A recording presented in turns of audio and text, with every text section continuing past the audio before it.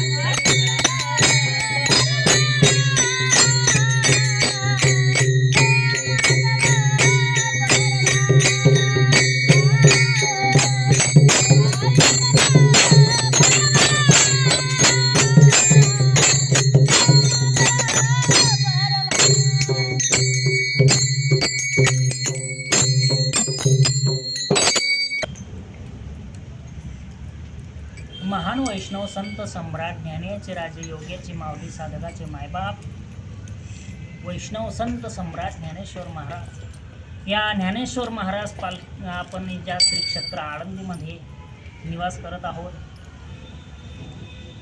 आळंदी हे गाव पुण्यभूमी ठाव दैवतांचे नाव सिद्धेश्वर 84 सिद्धांचा सिद्ध बेटी मेळा तो सुख सोहळा काय वानो. आळंदीला ज्यांचं भाग्य असेल तेच राहू शकतात, कारण मग तया पुण्याची पावटी सरे सेवे इंद्रपणाची उठ उतरे मग येऊ लागती माघारे मृत्यू लोका. तीर्थक्षेत्रामध्ये राहायचं असेल माझ्या मायबाप हो तर पुण्याची सामुग्री लागते. अहो तुम्ही जर कधी गंगेमध्ये जर गेले तर सुचित्व सुची गंगा होय पाप ताप ही जाये परी ते आहे बुडणे. तो म्हणजे काय, गंगा नदीवर तुम्हाला जाऊन सन्या तिथं स्नान करावं लागेल आणि काय व्हावं लागेल मग तेव्हा पापमुक्ती होईल. परंतु इथं तसं नाही आहे. तीर्थक्षेत्रामध्ये गेल्यानंतर फक्त डोळ्याने बघा सकळई तीर्थे घडली एक वेळा चंद्रभागा डोळा देखलिया. म्हणजे काय? अहो चंद्रभागेचं स्नान तर दूरच, फक्त तुम्ही डोळ्याने जरी बघितलं तरी काय होईल, तुमचं सर्व तीर्थाचं स्नान घडलं होईल. का? एवढं तीर्थामध्ये सामर्थ्य आहे. म्हणून आपण आज आपण बघत आहोत आपल्या वैष्णव वारकरी शिक्षण संस्था, आणि या शिक्षण संस्थेमध्ये आपण ज्यांचा परिचय पाहत आहोत सर्वांचा परिचय आपण बघितलेला आहे. आपलं छोटंसं रोपटं लावलेलं आहे. या छोटंसं रोपटं लावत असताना आपण ज्या वारकरी शिक्षण संस्थेमध्ये गायन, वादन, कीर्तन आदी आध्यात्मिक शिक्षण घेत आहोत, त्या आध्यात्मिक शिक्षणाचा वारसा आपल्या वारकरी संप्रदायाची धुरा सांभाळण्यासाठी ज्या पुढच्या पिढीवर आपण टाकत आहोत, ती पुढची पिढी आपण भविष्यामध्ये ज्यांच्या खांद्यावर टाकत आहोत त्यांनी भविष्यामध्ये या वारकरी संप्रदायाचं पायी आपल्या जी वारकरी संप्रदायाची पताका, ध्वज आपल्या खांद्यावर घेऊन, जेणेकरून वारकरी संप्रदायाची वाटचाल, वारकरी संप्रदायाचं